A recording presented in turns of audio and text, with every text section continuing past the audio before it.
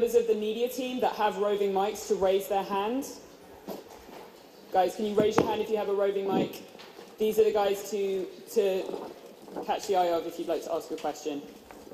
Okay, Mark, let's start with you. 예, 월드 챔피언십 무난하게 잘 이루어져서 축하드리고요. 저는 이제 스포츠 서울에 있는 김진우라고 합니다. 지금 국내에서는 두 가지 좀 이슈가 있는 것 같아요. 첫 번째가 이제 겨울 시즌이 없어진다는 얘기가 지금 계속 나와 있고 분명히 어느 시점에 발표를 하시겠다고 하셨습니다. 오늘 그 말씀을 하실 수 있을지 좀 궁금하고요. 더 많은 세계 대회가 있을 거라고 하는데 어떤 형식의 얼마나 많은 대회가 열릴지 궁금한데 그것 좀 더 구체적으로 말씀해 주시면 감사하겠습니다. So, congratulations on the successful World Championship until now. I would like to ask two questions at this point. There are two major issues that are going on in Korea right now. One of them is that the rumor that the winter season will be not there anymore this year. And we have heard that you'd be making an official position about this kind of rumors. If you could explain a little about that, it would be really helpful. The second question that I have is that you have mentioned that you will be holding more numerous global competitions in the future. So if you could let us know about that, it would be really helpful. Sure. So to answer the first point, we're working hand in hand with OGN and KESPA for what our plans are for the rest of this year and next year. So unfortunately don't have anything to share on that because we're still working through that, but want to make sure that we partner with those guys and come up with a plan that creates a fantastic experience for our players in Korea. And what was the second question? Alongside the disappearance of if there is no more winter season, you have been mentioning that there will be more numerous global competitions to fill in. We'd like to know your plans about more global competitions in the future. Sure. So for next year, we of course are laser focused on what Worlds will be. But in addition to Worlds, we're looking to host a tournament similar to what we did this year and in past years with our All-Star tournament, which will be more of a top team type tournament in May. And then looking to potentially host a more irreverent and fun type of tournament during the off season of next year. Okay, Becca, a question from you. Yeah, we've asked KESPA about the lack of female teams in League of Legends competitive scene, and they told us that women have a lack of reflexes and this is their official answer, I mean, that women aren't as good as male players. And what is Riot's position in this subject? We think it's inevitable that women teams will eventually become part of the LCS or will, as there's more and more expansion around the world with League of Legends becoming more and more popular, the level of talent continues to raise, and we think it's just a matter of time before there's either all female teams or very successful female pros that are in the League of Legends scene.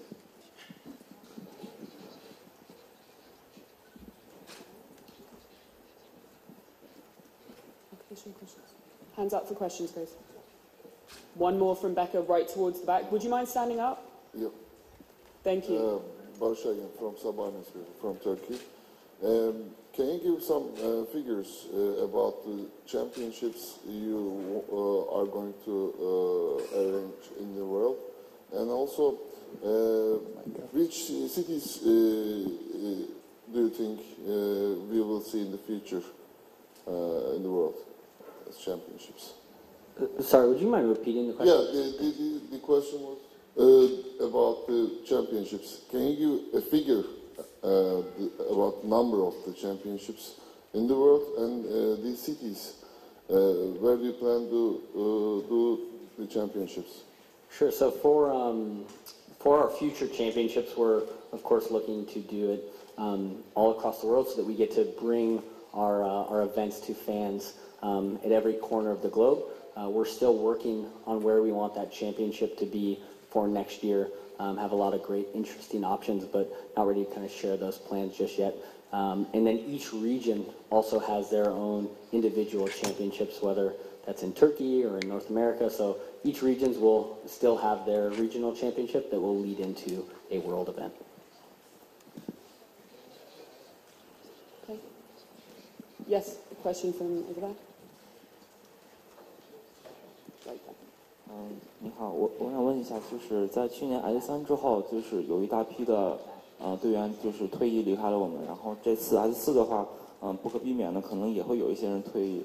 那我想问一下 Riot，之后会做出什么延续职业选手的那个职业周期，以及就是退役之后的经济和工作保障？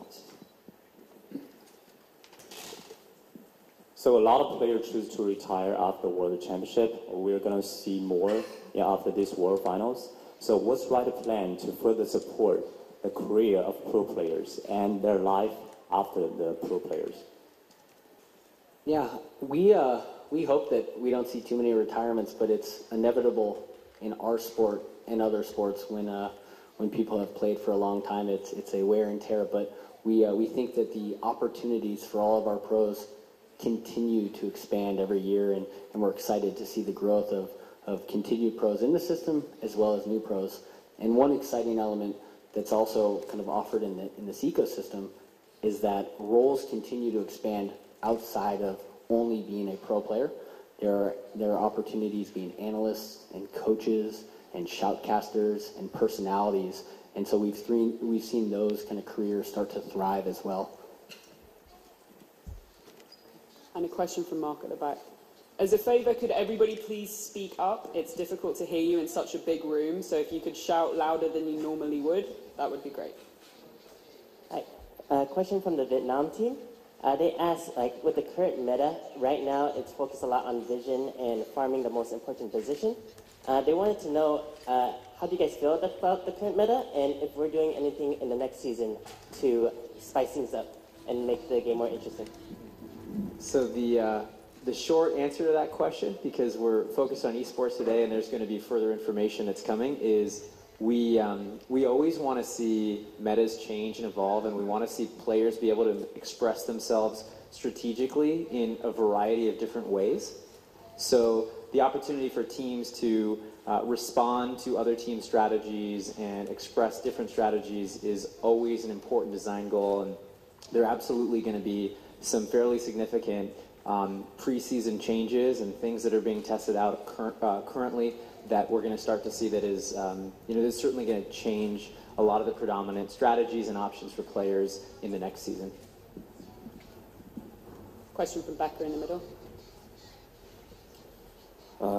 We're talking a lot about developing esports and making it a sustainable competitive scene that's going to work worldwide.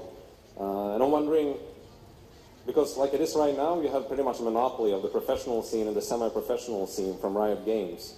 And a lot of smaller competitors, at least I get the sense that that's the pattern you can see, that they're not hosting as many tournaments now as back then.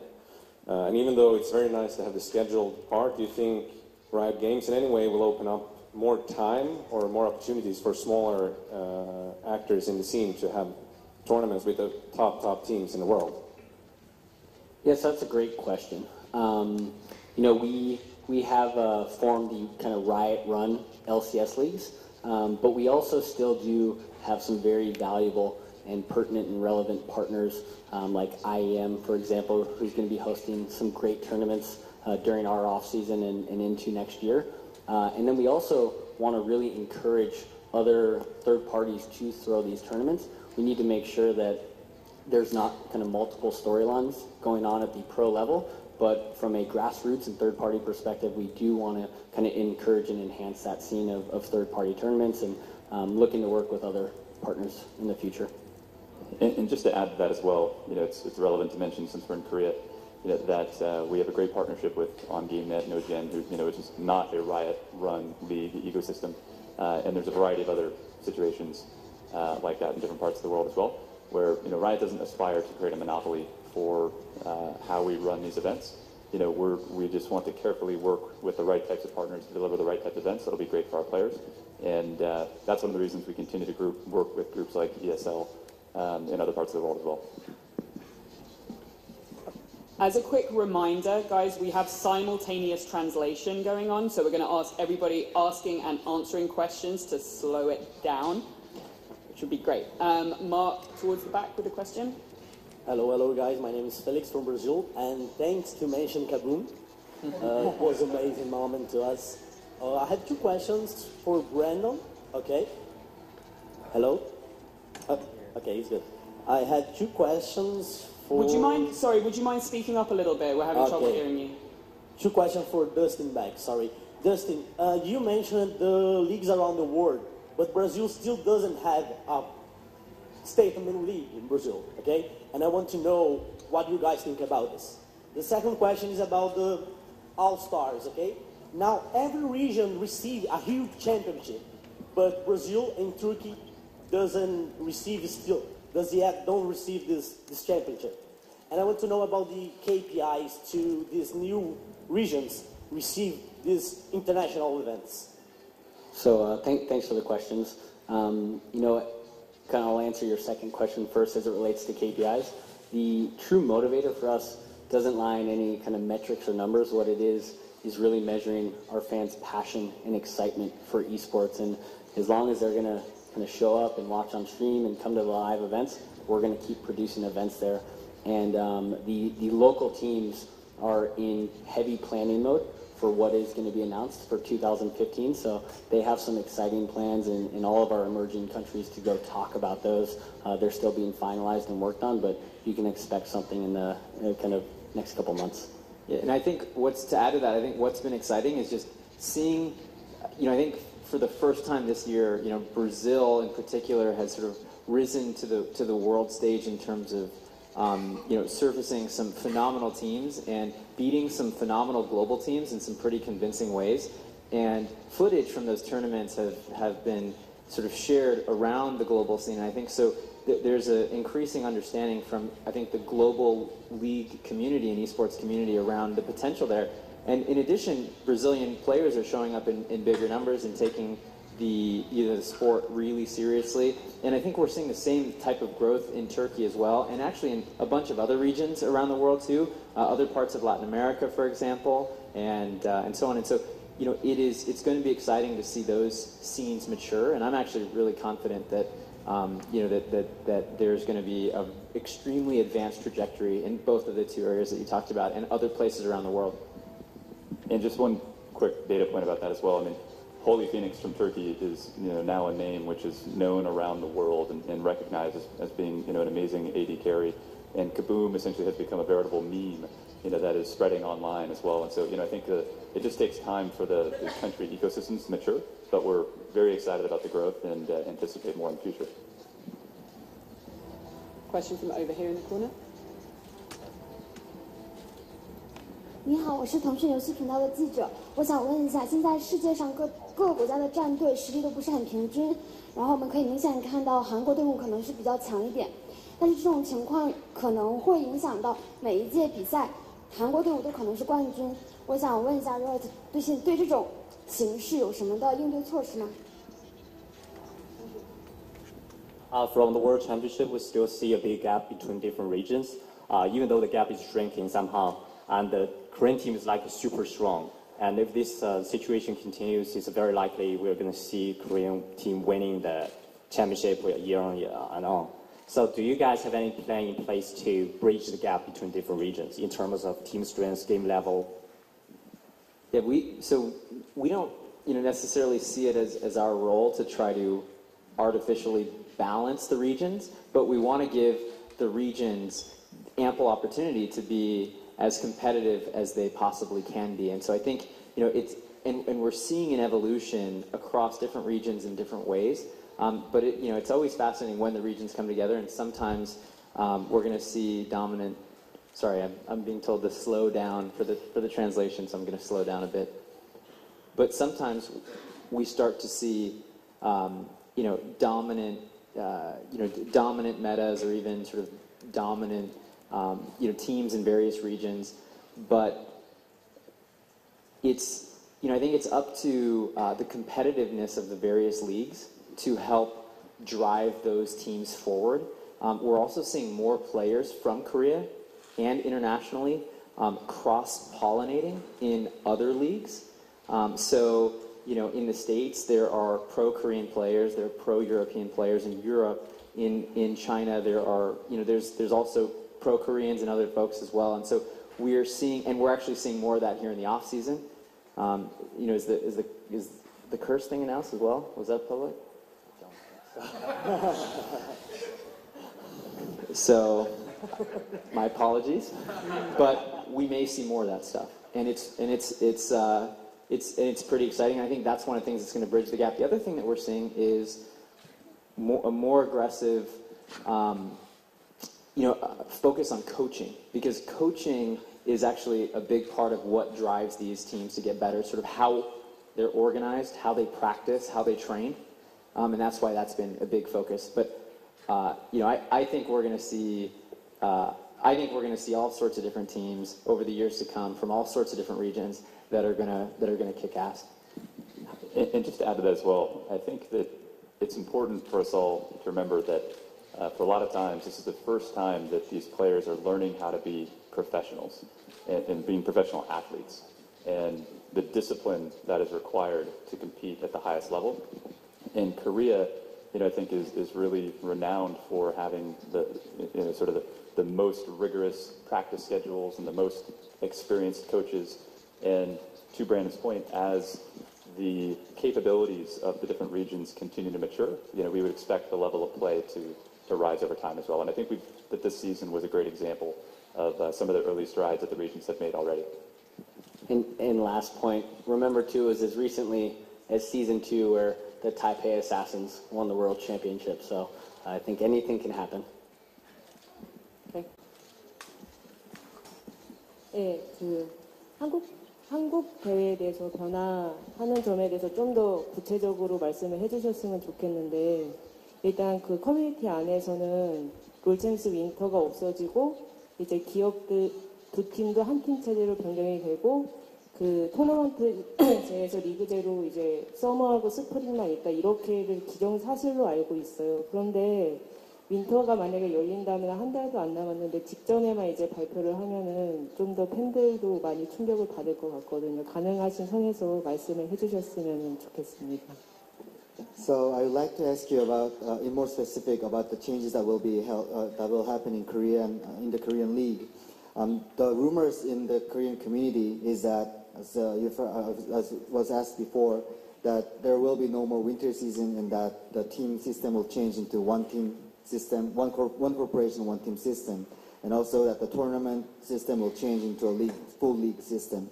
Having the winter season is left only 1 month ahead, I think that the news will be too shocking for the fans if we don't tell them something in advance. So could you please tell us in more details what you're expecting about the Korean League system? Sure. I would love to share specifics, but sadly, we're still working through plans. What is at the forefront of any decisions that we make will be the experience that the Korean fans are going to get to enjoy from an esport perspective.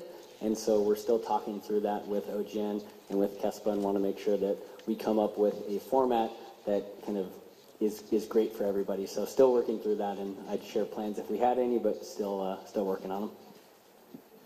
Okay. Question from Becca towards the back, right? Hey, I was wondering if you guys had any specific numbers yet for how many tickets you guys sold last year at Staples versus how many tickets you've now sold out for the World Cup Stadium here? And then also, do you see the finals continuing to grow every year over and over, like with the same difference in numbers as we saw last year and this year? So two good questions, Travis. So I believe, and correct me if I'm wrong, I believe Staples was roughly 12,000 seats or 12,000 tickets, and I believe that we are sold out of what was it, roughly 40,000 here. So obviously, significantly larger event. It's at a stadium as opposed to an arena. Your question is, do we see this trend continuing? I mean, and the reality is pretty fascinating. 3 years ago, we were doing season 1 Worlds at DreamHack, and it was and then at a large LAN event, right? And then and DreamHack is awesome, but the following year we decided, hey, let's take this to a dedicated arena. We went to the college basketball arena at USC called the Galen Center. And then we went to Staples, and now we're here in a stadium. there's not a lot of bigger arenas to go to than a World Cup arena, and I don't think the next phase of sort of improvement is necessarily bigger. I think it's really going to be about better. How do we continue to improve the production values on the broadcast and in the house for players? How do we continue to make this experience accessible in more places to more players more frequently? Because there is something special about being in the arena and feeling that energy and feeling the place shake when there's a first blood, and that's something that we want to find ways to do more of. And so those are the kinds of things that we focus on, I think, going forward. And then, of course, improving league management and the ecosystem for players and teams to help make them more competitive, more, and more comfortable, and so on and so forth. So I think those are the areas of focus. You might even see us, tackle a smaller arena in years to come and find that sweet spot. Okay, we have a question from this section right here. 你好，我是来自 LPL 赛区的记者。我第一个问题是，就是觉得在这次的整个系列赛中，下路的 ADC 包括辅助来说，英雄的出场都比较过于频繁，特别是在辅助这一块，像锤石、风女，甚至我可以预测在决赛之中，锤石也肯定会100%这种登场，是否过于频繁？然后拳头会如何看待下路的这一生态，并如何去增加他下路英雄的多样选择性？然后还有第二个问题是，就是像我们知道拳头在 LCS 的时候，他们对选手的生态做得挺好，但是在 LPL 这边会有一个选手很多私下会有跟我沟通，说是会觉得羡慕一些解说的一些收入，跟他们的收入不成正比。那拳头会不会在那个考虑其他赛区的一些选手的权益保障上，或者给他们收入的增加上增加一点考虑，或者怎么样？ Okay, thank you. So for the bottom lane, we are seeing very limited choices for support and AD carry, especially true with support. It's like the Thresh and the Sona. What do you think caused this issue, and how do you guys decide to do to bring more diversity to bottom lane and to the game? So we think there's actually a number of additional viable champions that we do see as support. I think Nami is another champion, as an example, which is picked quite frequently from a support perspective. Zillion as well as a champion which entire team strategies can revolve around. But champion diversity is an important priority. And as Brandon mentioned, there's a number of changes that we're going to be making in the preseason, to help address champion diversity.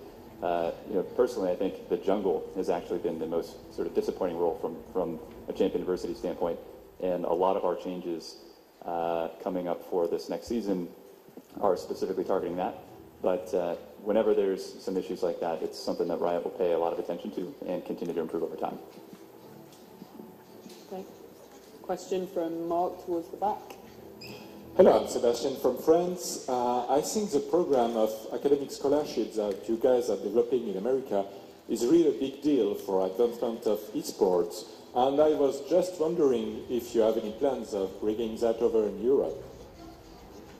Yeah, no plans right now out of Europe for that. It is actually something that we were just as surprised as our players and fans to hear about too. So that was something done by Robert Morris University out there, and don't expect that other colleges anytime soon may or may not do that. But in Europe, if it happens, great. We'd be excited and support it, but unclear at the moment. I think some of the college program. Question from right here.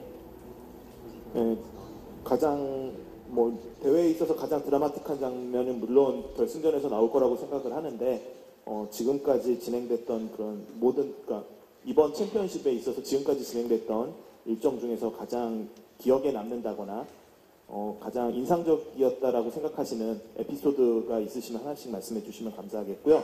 그 다음에 지금 현재 참석을 하고 있지 않은 지역이나 국가들 중에서 가장 이제 나왔으면 가장 흥미로울 것 같다라고 생각하는 곳이 있다라면 말씀해 주시면 감사하겠습니다.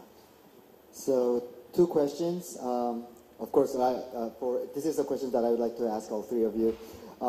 First of all, although there have been quite some dramatic and amazing scenes throughout the competition, and also the most surprising will be probably tomorrow during the finals, I'd like to ask you what was the most impressive and memorable moment throughout this championship that is currently going on, and also if you could mention which region would have been really interesting if they had joined the World Championship this year. Which team from which region would have been really fun to watch to have joined us in this World Championship?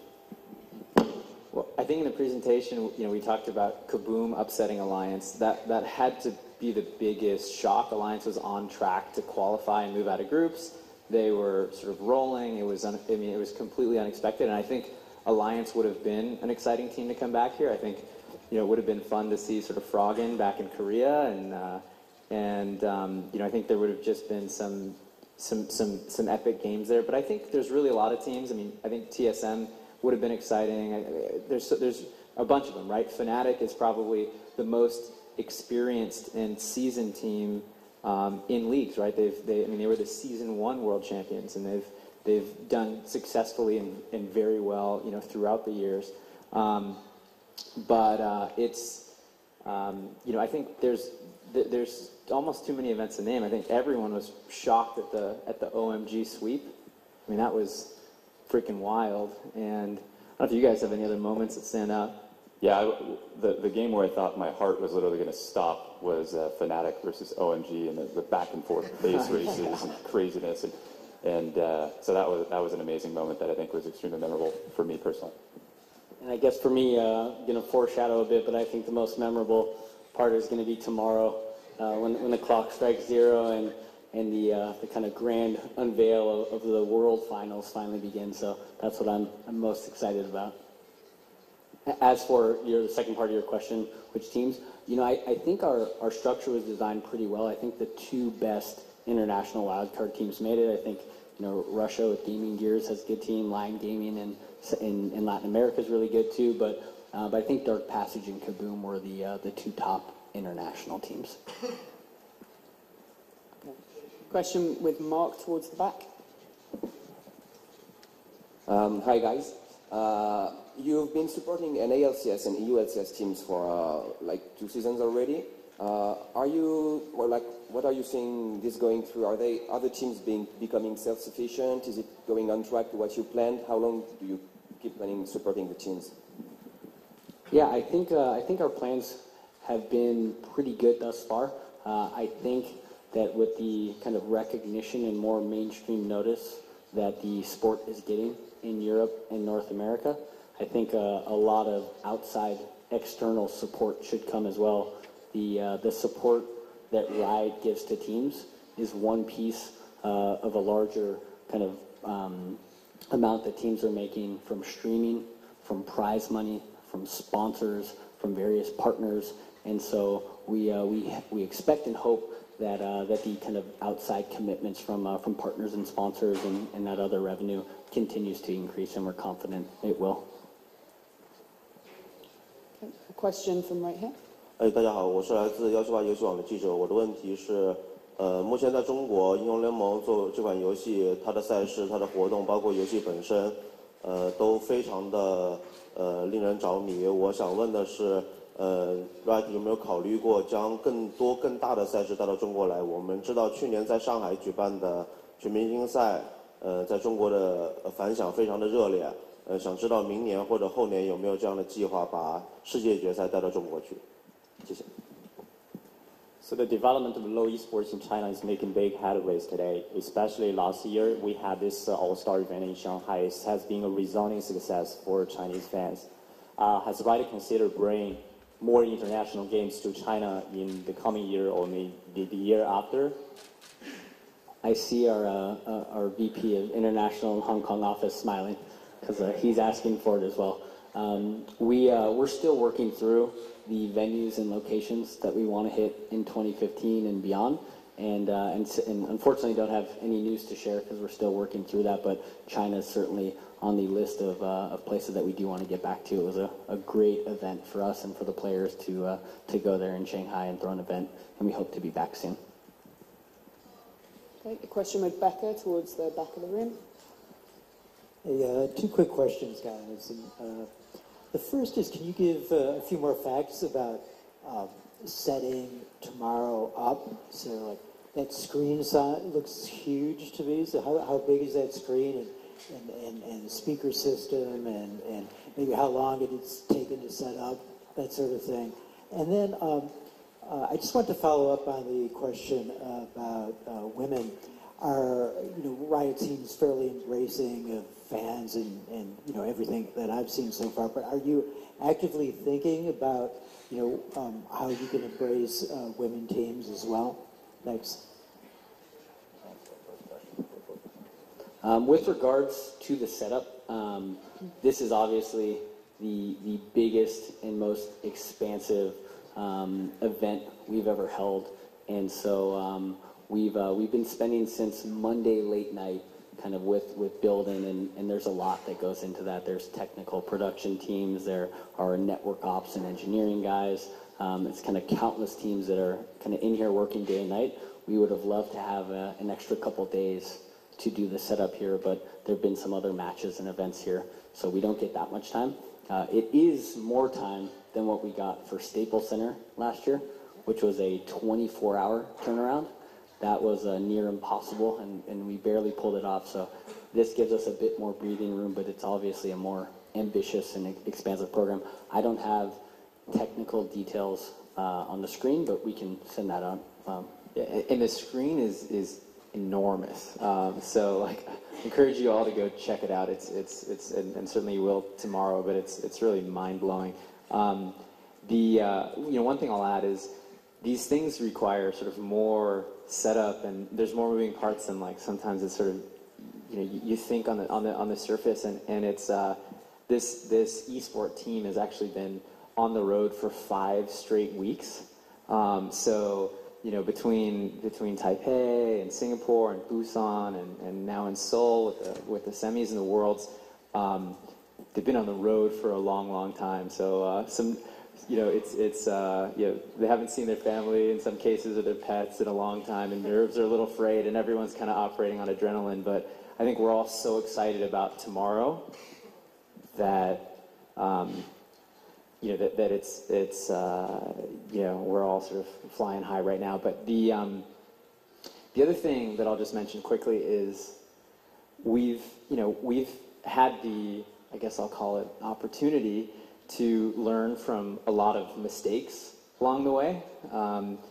Some of the most kind of high profile ones being during season 2, when we had connectivity issues that literally required us, and I'm going to give Dustin a heart attack right now. Sorry. But literally required us to restart some games. There's a lot of things that have gone wrong over the years that have shaped our learning. And the good thing about that is it's very easy for us to sort of now be really focused on plan Bs and plan Cs and take those very seriously, because we feel like we've seen things go wrong. So anyway, lots of moving parts, Harold, and it's been exciting to sort of see this feel as seamless as any event so far to this point. Knock on wood, if I can find it. Right there. So we're hoping for a smooth event tomorrow. Was there? Yeah, and then to the second part of the question, I think that we're already seeing a lot of sort of prominent female gamers and streamers and whatnot, and we were just asking. I was just asking Dustin if there's apparently a very effective female pro, or somebody who's close to being pro in Korea. I don't know her name. Maybe Woody can chime in on that. But we think there's a lot of progress that's already been made organically. And as mentioned earlier, we think that it's just a matter of time before, because of the large population of League of Legends, that females are an active part of the scene. So a question right here in front. 질문 2가지 드릴게요. 전 세계 경기 일정을 좀 직관적으로 바꾸고 현지화해서 좀 전 세계 유저들이 볼 수 있게 하겠다고 했는데, 그러면 예를 들어서 유럽 축구로 예를 들면 한국에서는 저녁 이른 시간에 분데스리가를 보고 그 경기가 끝나면 그 잉글랜드 프리미어 리그를 보고 그 다음에 분데스리가 그 다음에 그 라리가를 볼 수 있는 그런 일정이 딱 맞아 떨어지게끔 구성되어 있거든요. 이런 식으로 그 전 세계 리그의 시간들을 좀 조정을 하겠다는 건지 좀 가급적이면 구체적으로 좀 설명해 주시고요. 두 번째 질문은 한국 유저 중 일부는 매년 시즌 초마다 대격변 패치가 일어나는 데에 대해서 별로 호의적이지 않은 시각도 있습니다. 어느 정도 선에서 놔두면 이제 유저 스스로 연구하고 새로운 메타를 찾아갈 거라는 얘기고, 그리고 또 일각에서는 이런 대규모 밸런스 개편 때문에 이제 변화하는 메타에 적응하지 못하는 e스포츠 선수들이 굉장히 수명이 짧아진다라는 이야기들도 나오고 있거든요. 이런 데에 대해서는 좀 어떻게 생각하시는지 라이엇 게임즈의 좀 생각을 말씀해 주셨으면 좋겠습니다. So I have two questions. During your presentation, you have mentioned that you plan to make the global, the competitions in all regions a lot more global and make them able to see in each region. For example, in Korea, you can see soccer games of the Premier League at night, at Premier League, and then right next to after that, the Bundesliga, and then the Spanish La Liga. Is that kind of controlling the timing of when, the schedule of when the games actually start, what you plan to do? If you could tell us in detail, it'd be really helpful. And the second question is, the Korean gamers are not actually that into those big changes that you usually make every early in the season, what you call the pre-seasons. The big changes usually they're not really into that because they're more into the natural and automatic changes of meta with players actually changing. If there are huge changes or patches or updates, they think that the longevity of the pro players that are not able to adapt to that kind of a change is brought down, and they have to retire really early. If you could comment on that, it'd be helpful. Yeah, great questions. So for the first question, we with a game that's global and has a global audience, it's very difficult to solve for every time zone. As you guys have seen with this tournament, it's been tough for North America, particularly in the Season 4 championship, just like it was tough for Europe in the Season 3 championship with timing. And so it's tough to always satisfy all three major regions. But with leagues like LCS, we do try to stagger the entertainment so that it hits both North America and Europe at a very good time. So in Europe, for example, LCS is on Thursday and Friday in the evenings, which is actually daytime in North America and easy for them to view.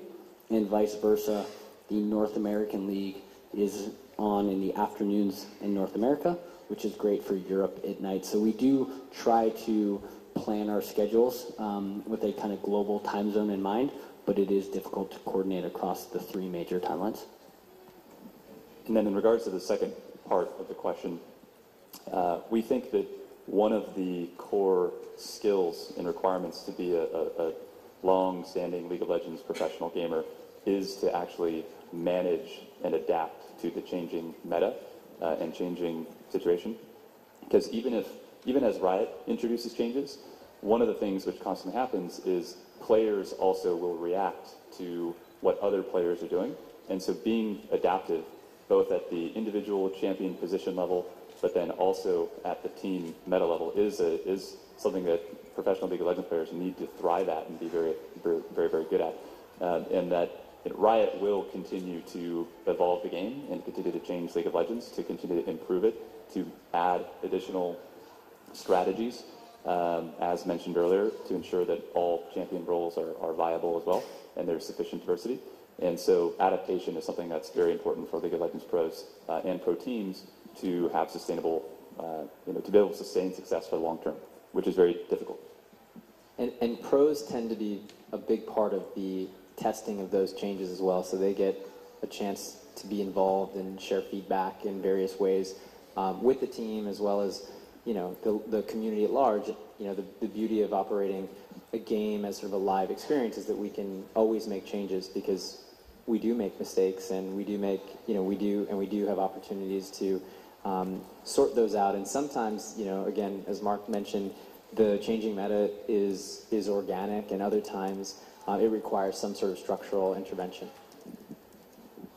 One great example of the organic meta that you guys have probably seen, the lane swaps, which then oftentimes get countered by the double jungle. And that's something that's entirely new from this season. And even, and so we didn't anticipate something like that being viable. And it's just we always are excited when teams evolve interesting strategies and then interesting ways to counter those strategies. Question from Mark along the centre aisle towards the back of the room.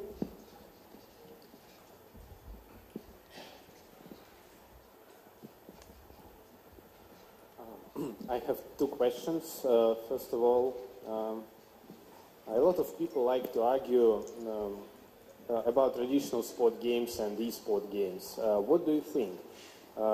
Can League of Legends become more popular than football? And the second question, can e-sport be a part of the Olympic Games? Thank you. Sorry, what was the second question? Olympics, okay, got it. Yeah, I'll jump out here because I've said this before, and I'll stick to my guns. I believe that in my lifetime, video games will, esports will become part of the Olympic Games. In terms of whether it'll be bigger than other major sports, those things aren't. That's a prediction. The Olympics thing is a prediction. It's not a goal.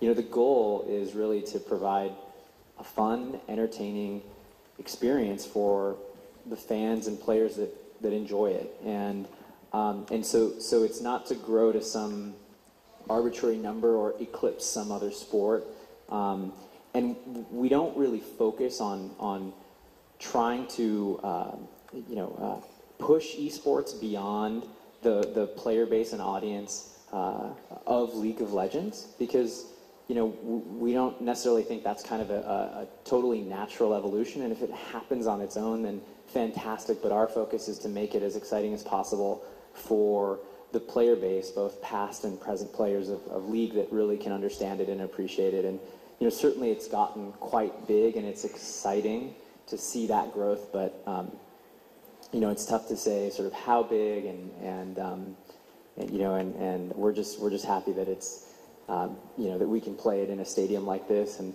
sell out and shake the arena. Okay. Question at the back of the room, Rebecca. Hello. You have talked about bridging the gap between the regions and increasing the number of organizations, little tournaments among top teams.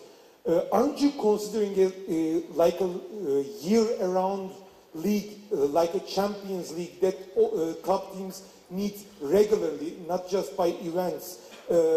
I'm thinking about traditional sports leagues like the NBA, like the Champions League, so the top teams regularly play and then eventually go to a big tournament to decide the champion. I think that would be bring much more exposure to the top teams playing each other. Yeah, it's a great question, and something that's been raised to us quite a bit. People do love these international matches, and one thing we just have to kind of weigh against that is the regional leagues that are all occurring now. So it is something that we've thought about. It's something that we've strategized about. It's not something that's going to happen for next year, but it is something that we always kind of beat up internally and consider.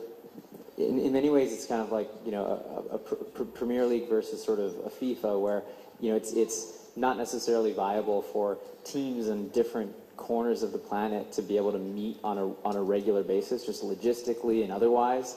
And so, right now there's no sort of short-term plan for an international league, and those experiences will be punctuated by tournaments just like Worlds and some of the additional things that we've got planned. In the meantime, players are really enjoying the local leagues, and we're seeing an incredibly high amount of degree of competition there, and then it's really fun to see those metas collide, and I think that will only get more interesting as more leagues pop up around the world, and all those leagues get more competitive. Question at the front to the right. 你们好，我是来自中国电玩巴士的记者。然后我们都知道，英雄联盟的全球赛事体系可以说是相关的电竞游戏中规模最大、赛制最健全的。那么你们认为一套完美的赛事体系给整个电竞氛围带来最大的收益在哪些方面呢？ So the question is, League of Legends has the biggest and most comprehensive esports system in the world. What benefits, from your perspective, could a good system bring to the overall esports environment? Sorry, can you repeat the last part? What benefits could a good system bring to the overall esports environment? Could a what system, sorry? Good. Oh, a good system. Yeah. So what benefits do a good esports system bring to the game? To the overall esports environment. To all esports. Yeah. Got it. I mean, I think it just, I think in many ways that, there's a lot of kind of R&D happening on the way esports can happen, and in the same way that, as, our early experiences being fans of esports sort of painted, what we thought might be possible, and even the way sort of Korea served as, I think, an inspiration for us, living, across the ocean in America where esports aren't on television. I think we can hopefully help, try some things out and share some things that other esports can learn from. And I think we can also, in the same way that we continue to learn from other esports. And I think hopefully as esports grow as a whole, we're going to see more sponsors, more advertisers, things like that, become more cognizant and aware of this ecosystem to help make esports more sustainable, more of a real career, across the board. Okay, we have a question with Mark in the center aisle. 저는 더스틴 백 구단님께 좀 질문을 드리겠습니다. 이번에 롤드컵 같은 경우에는 동남아 한국 분산 개최가 됐는데요. 처음에는 이 분산 개최라는 사실이 공개되지 않아서 팬들은 다 한국 단독 개최라고 믿고 있었는데 나중에 이 사실이 알려지고 나서 팬들이 크게 좀 반발했고 이에 대해서 라이엇 게임즈 코리아가 사과를 하는 일도 있었습니다. 내부적으로 생각했을 때 이번 분산 개최가 얼마만큼 성과를 냈고 얼마만큼 좋은 좀 영향을 미쳤는지 좀 소감 좀 발표해 주시고요. 그리고 하나는 다음 롤드컵이나 그 국제 대회에도 이 같은 분산 개최를 할 예정인지 그걸 질문하겠습니다. So this is a question that I'd like to ask to Dustin Beck. During the World Championship this year, you've carried it out in multi-regions.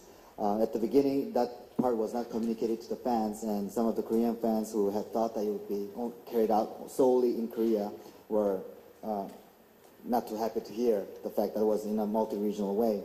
And of course, due to that, we have heard you apologize, Riot Games apologizes to the fans. I would like to hear from you, what were the results of having it multi-regional? Was it positive? And what kind of what can you tell us about having it carried out in multi-regions? And also whether if you plan to do it multi-regional next year or not?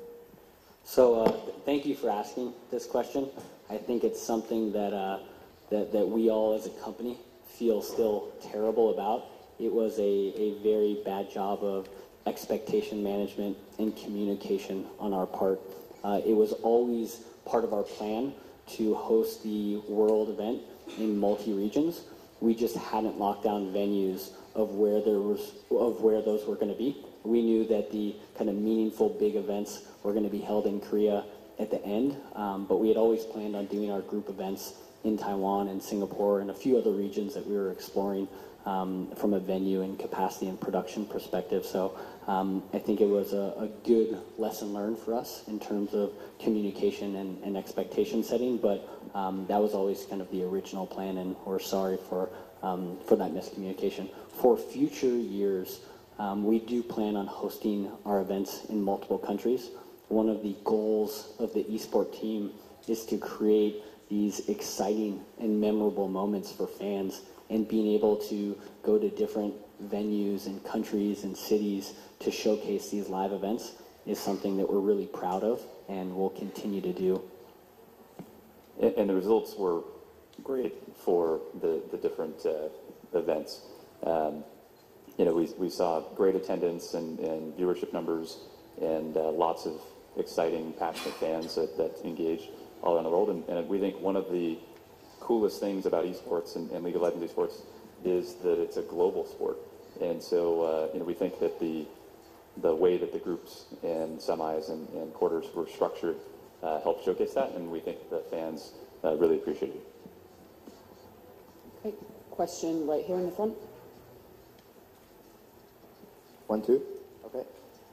My question is about the reasons behind choosing this stadium, and are you using any external facilities of this venue, like for example maybe setting up a broadcast or something like that, since it's being used for the major sports events here? In other words, is it just about the capacity of this venue? Yeah, I think it's actually more than just the capacity of the venue. This is really a kind of historical venue for Korea and for the fans. It was built in 2002 for the World Cup, and it's been home to a lot of various prestigious events, and both kind of spectacle from a concert perspective as well as other sports. And so I think the kind of meaningful impact of bringing an event like League of Legends esports to this arena actually has a much deeper meaning, and it's really kind of special and something that we're kind of excited to be able to showcase off, not just to Korean fans, but to the entire world. And one quick thing I'll add to that, because it is a really good question. It's an interesting question, and the capabilities and facilities that a venue has is an important part of the overall calculus for how we select a place to host an event. So, things as simple as the ability to pipe in tons of internet and broadband to, the rooms that we'll have to turn into player lounges, and how well that sort of, the capacity there, and to sort of handle all the teams and make sure they have appropriate setups and things like that, all factor into the equation. But again, in this case, it's those factors that play the biggest part. And the media accommodations are, of course, very important as well. Question from Becca towards the back, to the right.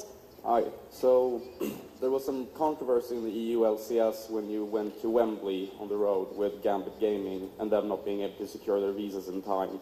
The explanation we were given was simply that they hadn't been alerted in time to get the visas, and due to the Schengen agreement, they couldn't apply for express visas in time.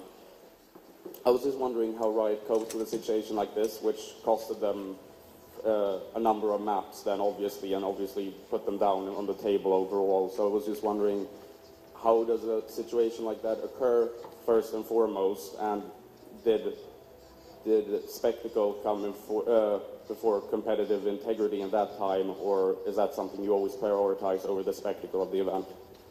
Yeah, great question. That was an unfortunate situation, both for Gambit as well as the fans who attended live that wanted to see Gambit play. That is something that's really tough. Visas are really difficult to figure out, not only kind of cross-continentally, but globally, particularly for this event. We've kind of had issues in the past with All-Star games of barely getting in time. I think we're in the relative infancy of kind of our esport efforts at Riot, and so there's a lot of lessons to be learned, and one of them, of course, is we need to plan these events with enough notice to be able to give teams fair warning of when visas are going to be due. So for next year, we're already in the deep planning of where all of our events are going to be, and getting visas months in advance so that we don't have those issues again. And one important thing also is that the visa situation, of course, varies per country and is quite complex. And so, the visa situation for a Russian player or a Russian team would be substantially different than, a team in Germany or whatnot. And we think the good news about situations like this is it helps the awareness for all the different teams and for us and whatnot to do a better job of being more proactive about these types of issues and plan out lead times and things like that. And so, we think that as the player organizations and whatnot also continue to mature alongside, Riot's capabilities, we'll see less of those types of situations as well. And as more and more governments like the U.S. government, start to recognize esports athletes with special visa status and things like that, it'll also make these types of challenges far less common. And so we think that there's progress along all those key dimensions as well. Okay, Mark in the center aisle. Hey guys, so I'm a bit new to this. I apologize if the question is redundant or you've already sort of clarified it. One of the things that strikes me is with the World Championships, are players playing to represent their countries or are they playing to represent the teams? And I'm curious because teams are labeled in strange ways. There's a North America team, there's a Europe team.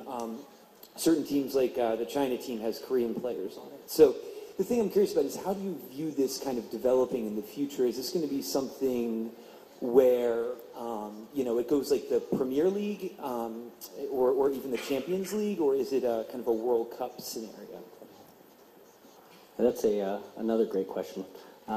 We just recently announced a rule that requires local teams within their region to have 3/5 of those players from that region or have assimilated over the course of 2 years living in that region. And so we do feel that these teams are representative of their countries and of their regions, and it's fun seeing an event where a European team can go against a Korean team or a Chinese team and gets the following and passion of the European fans cheering behind them. And so in the past there was not a rule around that, and teams could kind of move cross borders without that. And we think that this new rule is going to really kind of enhance the nationalism and country pride that teams have for those tournaments. One thing that I think is interesting, though, and worth highlighting relating to this topic, is how regions, even if players are from different countries, when they're playing for a particular region, oftentimes that region can get very behind those particular players. There's examples with Bjergsen coming from Europe, who's the mid laner for Team Solo Mid, who's one of the most popular players in Team Solo Mid, is one of the most popular teams in North America, and they're fully embraced. OMG, which is a bit of a different situation, but emigrated essentially to the U.S. and went up the long, hard path to become a challenger team and qualified to then earn a spot in the LCS. And then when they earned a spot to the group stage at Worlds, the North American fans also fully embraced them and were supporting them as a North American team. And so it is a bit of an interesting international, or another dynamic to the international nature of the sport, but it will continue to evolve per the way that Dustin just described. We're into our last 3 or 4 questions, one from Mark in the center aisle.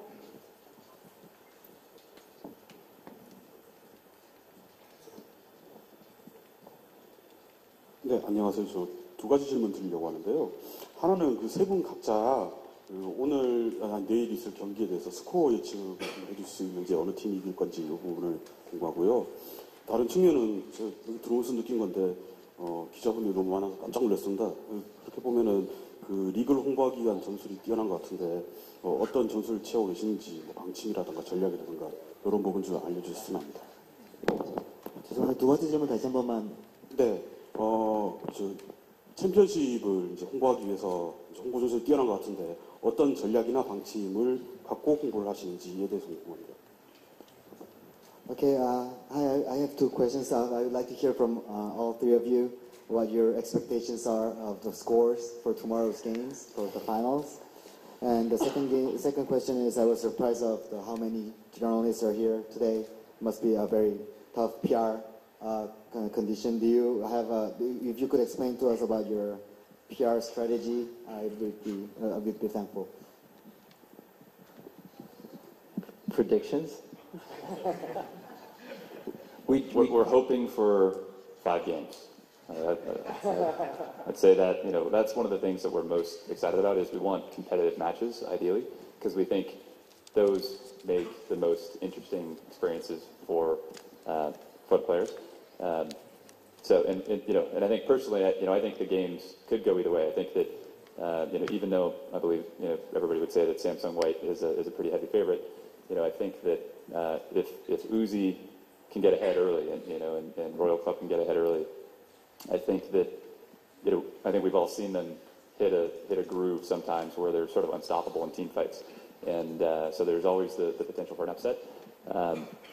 So in an ideal world, from my perspective, it goes to Game 5, and then we're surprised about who wins. Yeah, I'm reluctant to make a prediction because I don't want to get in either team's head. There's sort of enough pressure already, but I will say that I think both teams are really exciting. Samsung White is one of the most technically perfect teams that we've ever seen. And having lost only one game on the entire journey so far is the best record that anyone's ever had going into Worlds. I think but I think we have some of the most exciting players in the entire sport on Royal Club, and it is anything is possible. And who do I think is going to win? I'd probably have to say TSM. And then what was the second part for that? Oh, there was a question about press. What's your PR strategy or something like that? I mean, I think it's just to sort of make ourselves, available to you guys and, help, discuss, and share, details about what's going on here so that, journalists and players can kind of get a better sense for, what's happening and how we're all thinking about it. Okay. Question here towards the left.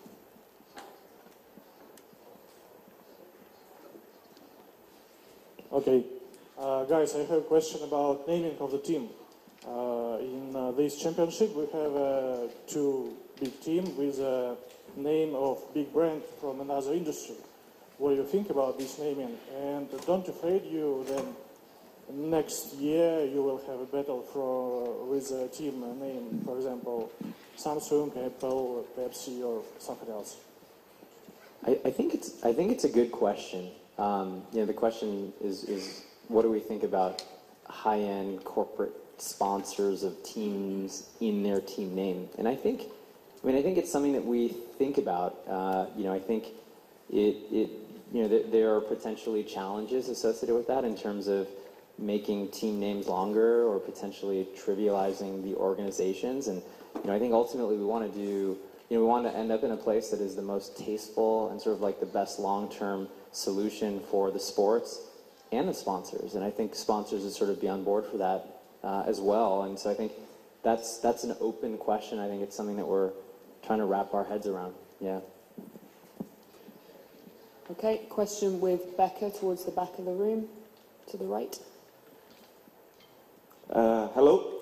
I would like to know if you guys see other platforms, let's say like consoles, for example, as a viable option for esports and, of course, League of Legends.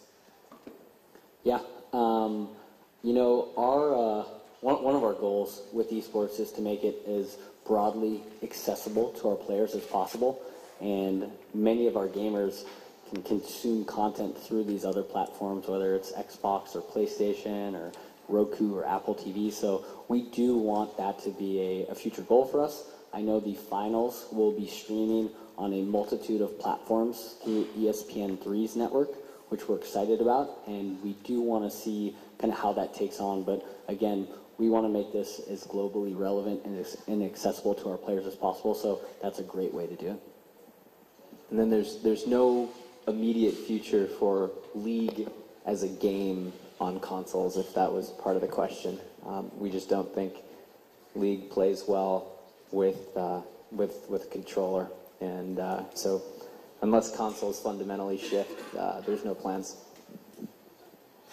So this is going to be our last question from right over here to the right. 桑云好，我有两个问题。第一个问题是 Riot 从2014赛季伊始就致力于野区的改善。那事实上，这些改动确实改变了比赛的节奏。我们知道在接下来的2015赛季呢，首先改动也是野区。那么 Riot 希望接下来的比赛朝着怎样的方向去发展？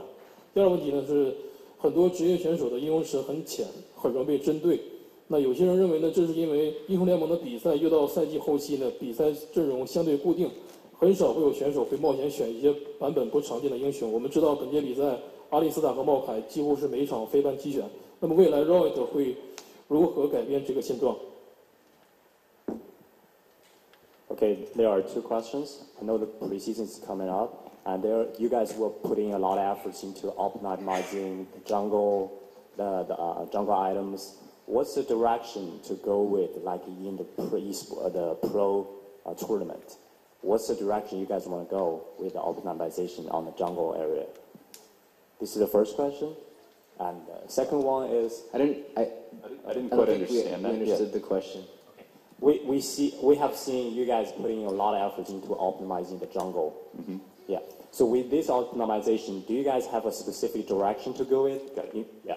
So the second question is, we see from the first season to the current World Finals, a lot of champions has never made it to the global stage.